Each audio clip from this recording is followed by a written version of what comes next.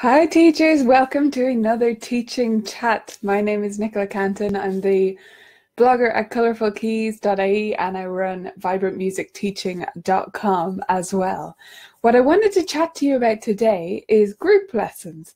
Now, a lot of teachers will organise these as a regular part of their schedule or as just something that happens every so often. So they're built into my year now. I used to do them occasionally and people would pay on the day for that specific group workshop. Now they're a built-in part of the year. Every single term we have a certain number of group classes and those are included in tuition. So I have them reasonably regularly. At the moment I have 4 per year. So not that often, but regularly enough that I've gotten used to them. I've got some systems and I know how to plan them. And there are certain things that I like to include in a lot of my group lessons. So if you're new to planning group lessons, I thought I'd share these 5 ideas with you today so that you can get started. And maybe even if you've been doing this a while, maybe get some new ideas for what to do in your group classes if they become a bit stale. So the number one thing that I always like to do is singing games. And by singing games, I mean songs that have actions and various activities to go with them. A great book that I have for this is called Singing Games and Rhymes. It's by Lucinda Gagan, and she's from NICOS, the National Youth Choir of Scotland.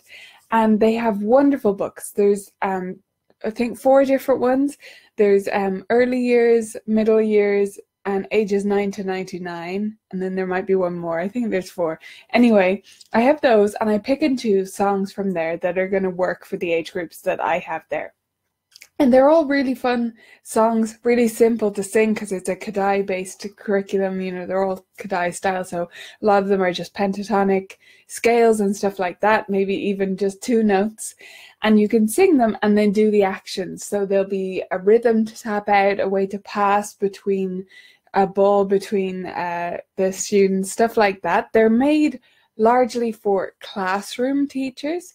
So they're kind of designed around having a lot of kids together. So sometimes they won't quite work if you need to have like a big circle, but a lot of them are adaptable for even 2 students. So I use those all the time. I love those, and I love them for both warming up at the start of the lesson and as a like transition activity in the middle. Those are really great as well.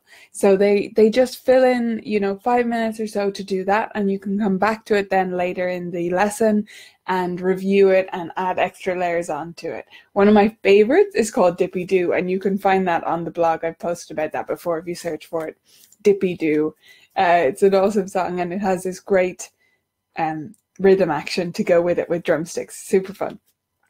Okay, so the second thing I like to do is called Practice Doctor. And this is where I get one of the students to play something and the other student diagnoses what it is that the student needs to work on, and therefore what practice technique they should use. So getting students to work on each other's obviously has a double benefit. Yes, the student who's playing the piano gets to find out what they should work on, but more importantly, the other students work to diagnose it and learn about how to think about their own practice.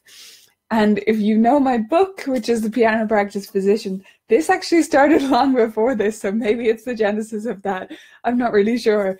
But this is a great activity to do with multiple students together, especially around the same age and level.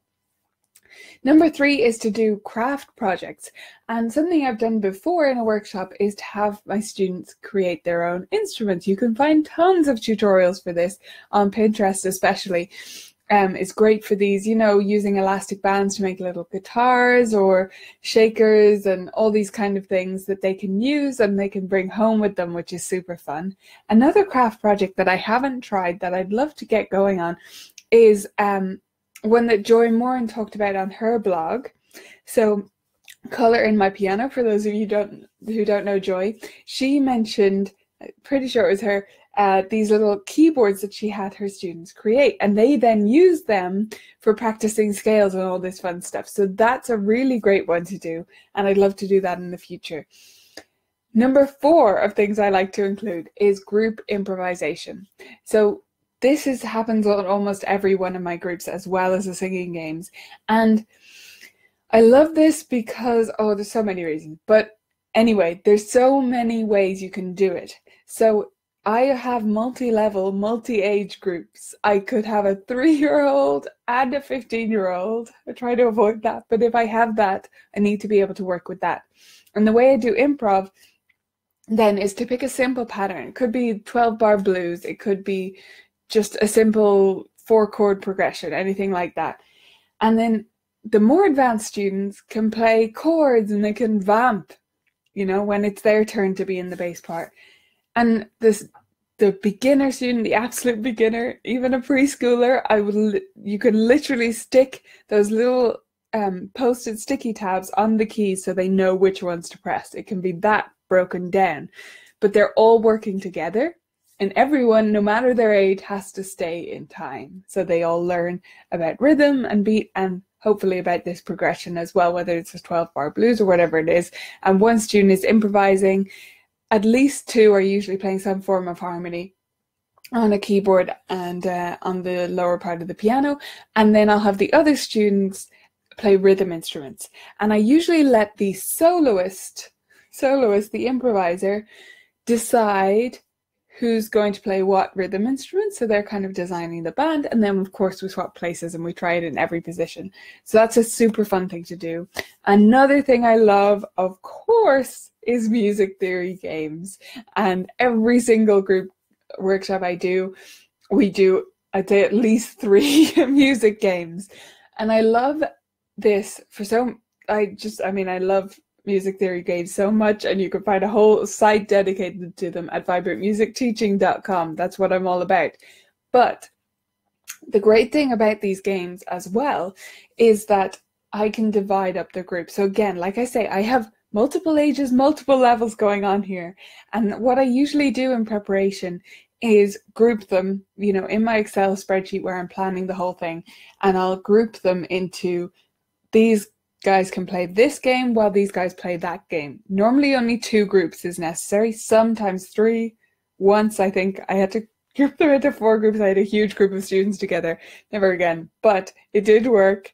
And that way you can really work at their level. You don't have to worry about finding multi-level games, although you can certainly find some. There's one called Cymbal Splash on my website, so you can look that up. If you want several students to play together at all different levels, that's a great one to use. Completely free. You'll find it on the Colourful Keys blog. So let me just run through those again, and hopefully today you'll have gotten some inspiration and ideas for your own group workshops, and maybe even the bravery to give them a go if you've never done it before. So number 1, we have singing games. Then we have working with the practice doctor, doing craft projects, making instruments or little keyboard models or whatever you want to do in that area. Group improvisation is number 4. It's one of my favorites, and my absolute favorite, music theory games, is number 5. And I'd always have a few extra music theory games that will work, that I'm not planning to play, but those are my extra. If we somehow get through all this stuff too early, this is what we'll do. So I always have a contingency plan there. I really hope that this helped you. If you have any questions about the way I do group workshops, please leave them in the comments, and I'd love to hear from you. And if you're here right now, make sure you subscribe so that you get the next one of these videos as soon as it goes live. Bye for now, guys.